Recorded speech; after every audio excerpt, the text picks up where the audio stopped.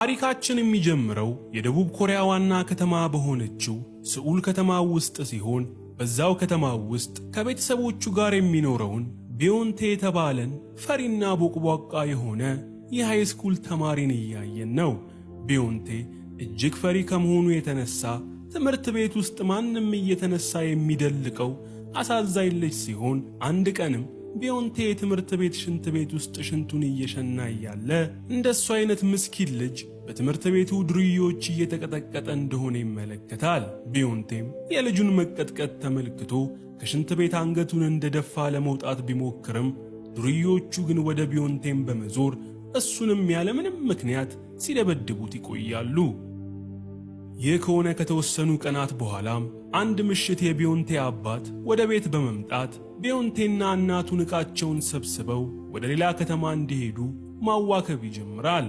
የቢዮንቴ አባት ከተማው ውስጥ የዳንስ ትምህርት ቤት ያለው ሲሆን ነገር ግን ለመንግስት ግብር ላለመክፈል ሲል የሥራ ፍቃድ ሳያወጣ ትምህርት ቤቱን እንዳቋቋመና አሁን ላይ ግን ፖሊሶች ደርሰውበት ሊያስሩት ስለሆነ ቤተሰቦቹን ይዞ ወደ ሌላ ከተማ ሊሄድ እንደሆነ እንረዳለን።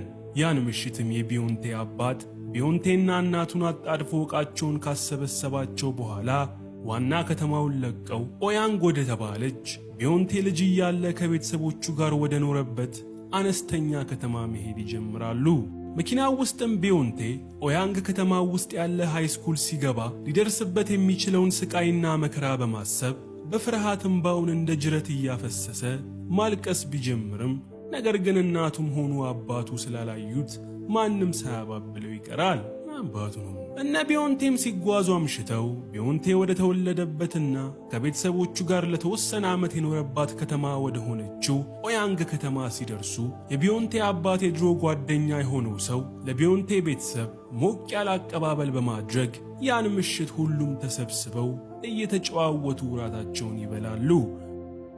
በመነጋታው የቢዮንቴ ቤተሰቦች የራሳቸውን ቤት ከተከራዩ በኋላ የቢዮንቴ እናት ቢዮንቴን ዕቃ እንዲገዛ ወደ ከተማ ስለላከችው ቢዮንቴ በሳይክል ይሄድና ዕቃውን ገዛዝቶ ሲጨርስ የተወሰነ ሳንቲም ስለተረፈው ቢዮንቴ በሳንቲሙ ጌም ለመጫወት ወስኖ ከተማው ውስጥ ወዳገኘው አንድ ጌም ዞን ይገባል።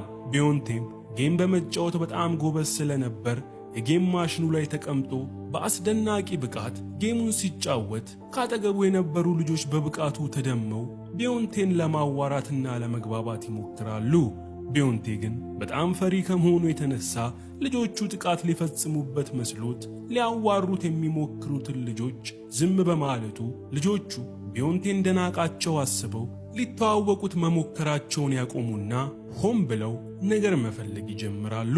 በዚህም የተነሳ ልጆቹ ቢዮንቴን ለመደብደብ በመነሳታቸው ቢዮንቴም ከጌም ዞኑ እግሬ አውጭኝ ብሎ በመፈርጠጥ ሳይክሉን እየጋለበ ወደ ቤቱ መክነፍ ይጀምራል። ያመዋል እንዴ? ቢዮንቴም ሳይክሉን ነፍሱ እስክትጠፋ ድረስ ከመጠን በላይ እያበረረ በመንዳት ሲጋልብ ቢዮንቴ ሳያስበው መንገድ ዳር የቆመ ልጅ ላይ ከነ ሳይክሉ ይወጣበትና ልጁን ጉዳት አድርሶበት ራሱን እንዲስት ያደርገዋል።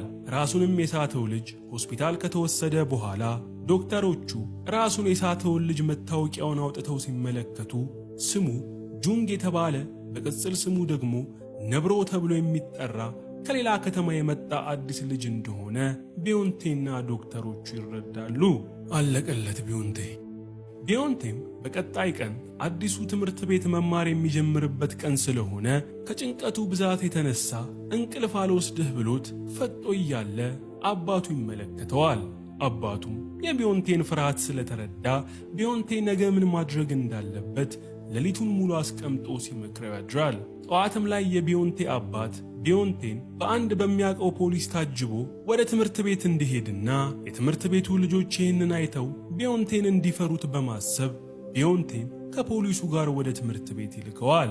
በተጨማሪም የቢዮንቴ አባት ማታ ሲመክረው ቢዮንቴን ክፍል ውስጥ አዲሱ አለቃቸው እንደሆነ ቀድሞ እንዲገልጽላቸውና የሚቃወመው ተማሪ ካለ አንድ ደካማ የመሰለውን ተማሪ መርጦ በመደብደብ ኃይለኛ እንደሆነ እንዲያስመሰክር ለቢዮንቴ አሳስቦት ስለነበር ቢዮንቴ ክፍል ውስጥ እንደገባ ወደፊት በመውጣት ከዚህ ቀን ጀምሮ አዲሱ አለቃቸው እሱ እንደሆነ በመናገር በዚህ ዙሪያ ቅሬታ ያለው ሰው ካለ እጃቸውን እንዲያወጡ ያሳስባቸዋል። ክፍል ውስጥ ያሉት ተማሪዎች በሙሉ ከሌላ ትምህርት ቤት ወደ እነሱ ሃይስኩል ተዘዋውሮ የመጣ ነብሮ የሚባል አደገኛ ልጅ እንዳለ ስለሰሙ ተማሪዎቹ በሙሉ ቢዮንቴን ነብሮ ተብሎ የሚጠራው ተማሪ ነው በማለት በፍርሃት አፋቸውን ዘግተው ጭጭ ይላሉ።